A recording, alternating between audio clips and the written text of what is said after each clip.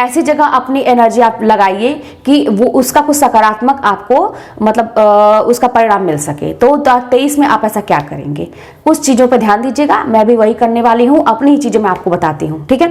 पहली बात तो ये जरूरत नहीं है कि आपके मन में क्या चल रहा है, आप हिम्मत से काम लीजिए। छोटी छोटी चीज़ों से हम सीख सकते हैं।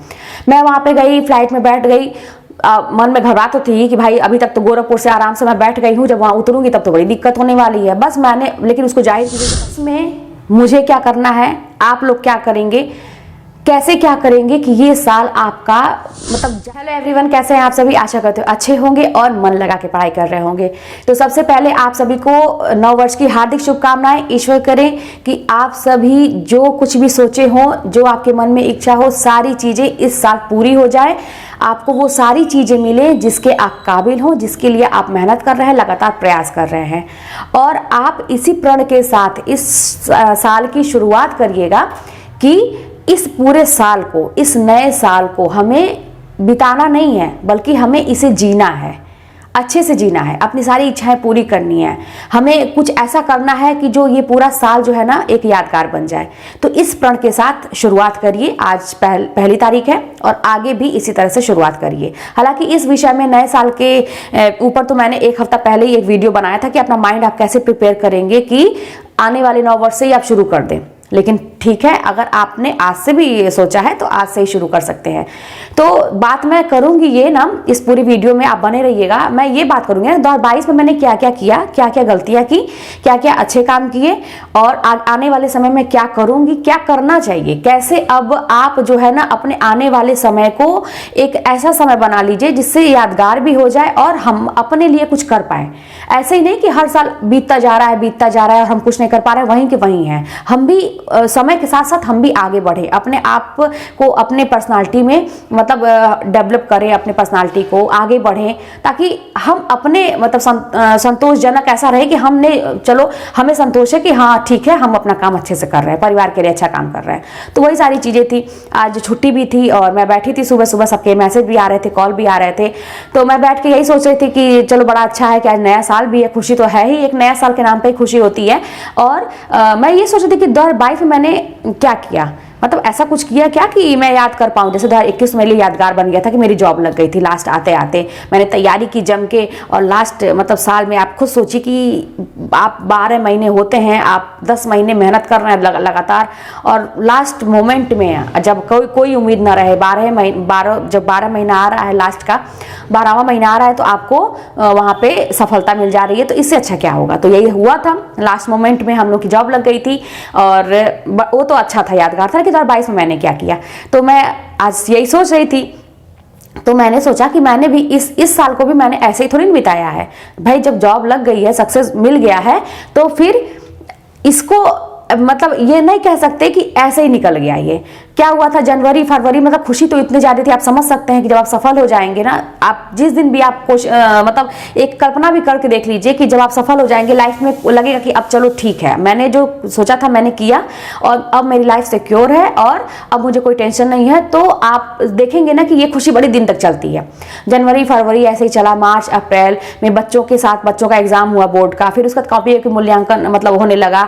बड़े बड़े लोगों के बीच में उठना बैठना, बड़े बड़े लोगों के बीच में आपको रेस्पेक्ट मिलना, एक अंदर से कॉन्फिडेंस मतलब आता है ना कि चलो मैं किसी लायक हूं, मैं किसी काबिल हूं कि मैं बड़े बड़े लोगों के बीच में बात कर रही हूं और रेस्पेक्ट मिल रही है। सबसे बड़ी बात है कि रेस्पेक्ट मिल रही है, बच्चों से, बाकी लोगों से रेस्पेक्ट मिल रही है। एक टीचर के लिए सबसे जरूरी यही होता है। तो ये सारी चीजें थी। फिर आप लोग भी जाने होंगे कि इस साल मैंने क्या किया था। सबसे पहली बार मैं मतलब फ्लाइट से गई थी और पहला काम मैंने ये किया था, क्योंकि पहले तो कहीं इच्छा ही नहीं होती थी, लेकिन इस साल था कि चलो थोड़ा सा अपना मूड चेंज करके आते हैं, घूम के आते हैं। अब इसमें भी मैं आपको थोड़ी छोटी छोटी चीजें बता रही हूँ, छोटी छोटी घटनाएं बता रही हूँ, जिससे कुछ सीखने को मिलेगा। जैसे जब मेरी हिम्मत तो पड़ नहीं रही थी अकेले जाने की, क्योंकि मैं कभी बस से भी अकेले बहुत दूर तक नहीं गई हूँ। अपने शहर में ही जहाँ तक मैंने जॉब किया है वहीं तक मैं घूम फिर के रही हूँ। लेकिन लोगों ने मुझे हिम्मत दिया कि अरे तुम कर सकती हो, तुम जाओ, इसमें कोई बहुत बड़ी बात नहीं है। मैंने कई जगह सर्च भी किया, देखा भी क्या रूल है क्या है। उसके बाद जो है ना, यहाँ गोरखपुर का एयरपोर्ट तो छोटा है, यहाँ पे मैनेज हो जाता है। लेकिन बताए लोग कि तुमको बॉम्बे एयरपोर्ट पे जब तुम उतरोगे तो वहाँ तुमको बहुत सारे रूल वगैरह हैं, ये सब फॉलो करने पड़ेंगे, इंस्ट्रक्शन फॉलो करने पड़ेंगे, वहाँ दिक्कत होगी।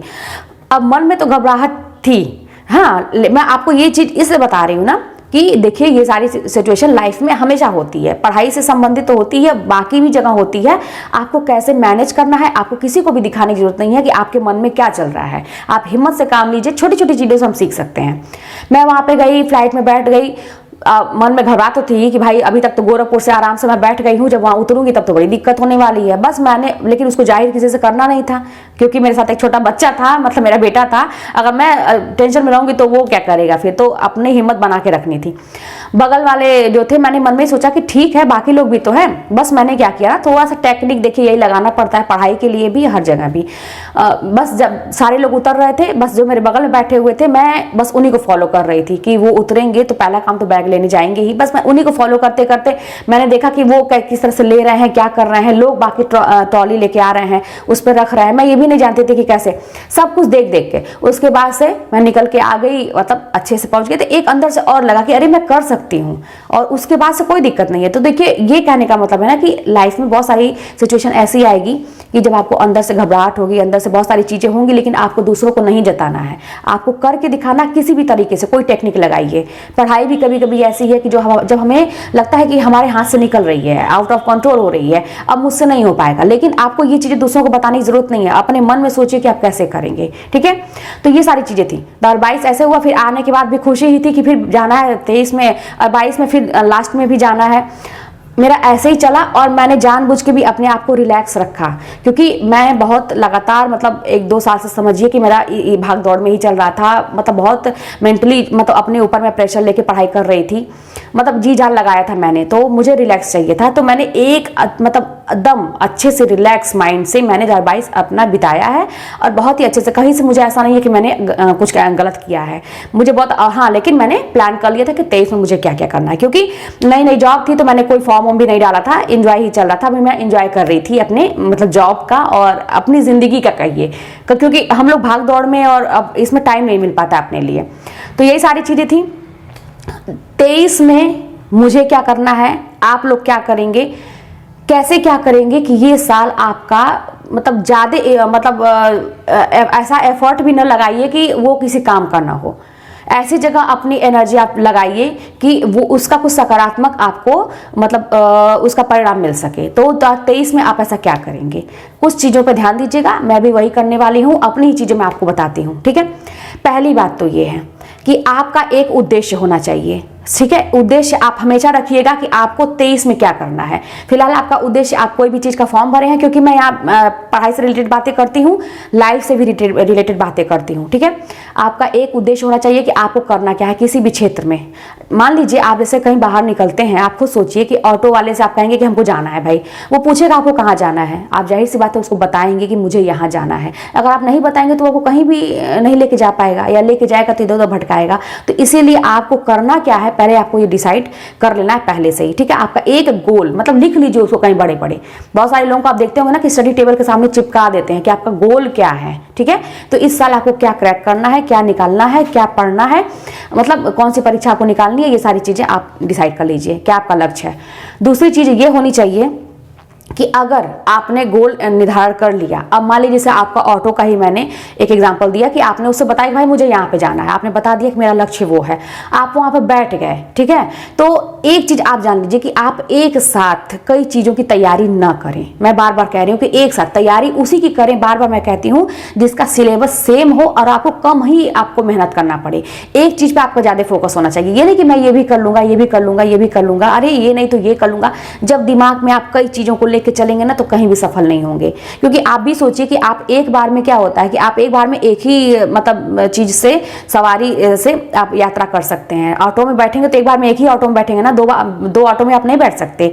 तो तभी आपको आपकी मंजिल तक आप पहुंच पाएंगे, ठीक है।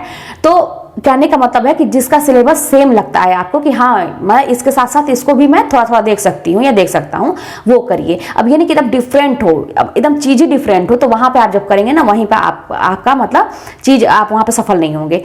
तीसरी चीज आप ये करिएगा कि जब आपने ये डिसाइड कर लिया कि आपको जाना कहाँ है, आपको पढ़ना कैसे है, अपनी जो एनर्जी है, आपकी जो ताकत है, आप जो मेहनत कर रहे हैं, वो एक चीज पे लगाइएगा। जैसे कल्पना करिए जैसे अभी ठंडी का दिन है ना, कि जैसे हमारे घर में क्या होता है कि पापा आग जलाते हैं, लकड़ी जलाते हैं, क्योंकि मेरे वहाँ एक डॉग भी है और हम लोग बैठ के थोड़ा सा हाथ वगैरह मतलब नेचुरली तरीके से हम लोग सेकते हैं। तो मैंने वहाँ पे देखा, और आप लोग भी ये चीज़ जानते हैं कि जब कई लकड़ियाँ होती हैं तो उसको तोड़ना, उसको काटना मुश्किल होता है, लेकिन जब आप एक लकड़ी पे एक मतलब प्रहार ऐसा करेंगे, जगह देख के प्रहार करिए, अपनी सारी एनर्जी उस एक लकड़ी पे आप काटने के लिए लगाइए, और सही जगह पे सही समय पे जब आप बार बार उस पर वार करेंगे तो वो लकड़ी टूट जाती है। तो यानी कि आप परीक्षा में भी जिस चीज का भी आप फॉर्म भरे हैं, एक चीज पर आप एनर्जी अपनी लगाइए, और कब किस समय कितना मतलब अपनी रणनीति जो आप बना रहे हैं, कैसे आप वार करेंगे, कैसे आप उन चीजों को निकालने के लिए आप मेहनत करेंगे। ऐसा नहीं होता कि आप मेहनत करते जाइए, कुछ आउटपुट आ ही नहीं रहा है, आप जरूर सोचिए। इसीलिए मैं कहती हूँ कि टेस्ट दीजिए, ताकि आपको लगे कि हाँ आपने कितना पढ़ा, उसका क्या आ रहा है, रिजल्ट क्या आ रहा है। तो सही समय पे, सही जगह और एक चीज पे अपनी एनर्जी लगाइए, आपको सफलता जरूर मिलेगी। और एक चीज, नए साल में ये भी काम करिएगा कि सलाह सबकी मत लीजिएगा। अभी जैसे जो मैंने बताया ना कि जैसे अब मुझे एयरपोर्ट पे घबराहट हो रही थी कि मैं कैसे करूंगी, लेकिन मुझे वो चीज़ दूसरों से शेयर थोड़ी करनी है, अपने आप को कॉन्फिडेंस रखना था, मुझे दिखाना थोड़ी ना था। मैं मन ही मन सोच रही थी कैसे क्या करूँ। देखिए, कभी भी कोई भी प्रॉब्लम है तो उसका सोल्यूशन जरूर है। कहते हैं ना कि बिना आजकल ऐसा कोई दुनिया में कोई ताला नहीं है जिसकी चाबी नहीं है। तो भगवान अगर कोई आपके साथ कोई समस्या लगाते हैं तो उसका सोल्यूशन जरूर रहता है, बस सोचने के ऊपर डिपेंड करता है। सबकी सलाह मत मानिए, ना सबसे अपनी प्रॉब्लम कहिए, किसी एक पे जिस पे आपको भरोसा है उससे कहिए। और सबसे बड़ी बात है कि अकेले में अपने आप से बातें करना सीखिए। कभी भी दूसरों से उनसे बात करने से अच्छा है कि आप अकेले में अपने आप से 10 मिनट 5 मिनट बात करके देखिए। कहीं जा भी रहे हैं या कहीं, मैं तो यही कहती हूँ कि भाई नहीं जा सकते, हम लोग उतना मॉडर्न नहीं है कि हर टाइम टू टाइम मतलब कहीं बाहर निकल सकें, क्योंकि जिम्मेदारियाँ रहती हैं। मेरे साथ जितने भी लोग जुड़े हैं सब जिम्मेदारी वाले ही हैं। छत पे जाइए, अकेले बैठिए, 10 मिनट अपने आप से बातें करिए कि क्या चल रहा है लाइफ में, क्या चल रहा है, क्या जैसे चल रहा है, क्या ये सही है, मैं जो कर रही हूँ सही है, कैसे क्या करूं, जो प्रॉब्लम है उसका सोल्यूशन क्या होगा। ऐसा तो है नहीं कि किसी प्रॉब्लम का सोल्यूशन नहीं है। तो यही सारी चीज़ें जो है ना 2023 में आपको सोचने की ज़रूरत है कि आप क्या क्या करेंगे, और अपनी एक चीज़ पर फोकस करिए। जो आप जब तैयारी कर रहे हैं एकदम जी जान लगाइए, और 10 चीज़ों को नहीं, हाँ उससे मिलती जुलती चीज़ें हैं तो आप उस पर फोकस करिए। तो यही सारी चीज़ें थी, और मैंने भी कुछ सोचा है। अब इस साल से मैं फॉर्म भरना शुरू करूंगी। बहुत सारी चीज़ें मैंने सोचा है, क्योंकि जो मेरा लेवल है मैं उससे ऊपर करना है मुझे। ऐसे ही मतलब नहीं, ऊपर भी मुझे मतलब अपने से लेवल ऊपर देखना है मुझे कि हाँ अब मैं क्या कर सकती हूँ। तो उसके लिए वही बात है कि अगर मैं पढ़ूंगी, तैयारी करूंगी तो मेरा निकलेगा। अगर मैं मेहनत नहीं करूंगी तो फिर मैं भी उन्हीं लोगों में से हो जाऊंगी जिनका जो सफल नहीं होते हैं। तो ये अपने ऊपर डिपेंड करता है। ऐसा कोई नहीं है दुनिया में, सभी लोग को भगवान ने इतनी क्षमता दी है कि वो कुछ भी कर सकते हैं, लेकिन लोग करते नहीं हैं। अपनी मेहनत लगाने में लोग कतराते हैं। तो इसी साल मतलब ये साल जो है आपका ऐसे ही ना जाए, इस साल को यादगार बनाइए, और इसी प्रण के साथ कि ये साल भाई ऐसे बिताना नहीं है, मुझे इसको अच्छे से जीना है, मेहनत करना, यादगार बनाना है। याद करिए, मैं 2021 याद करती हूँ कि मैंने कितनी मेहनत की थी और उसका रिजल्ट क्या आया था। तो ऐसे यादगार बनाइए, और ज़रूर होगा, ऐसा ज़रूर होगा। चलिए मिलते हैं नेक्स्ट वीडियो में। कोई भी बात होगी तो कमेंट के माध्यम से बताइएगा।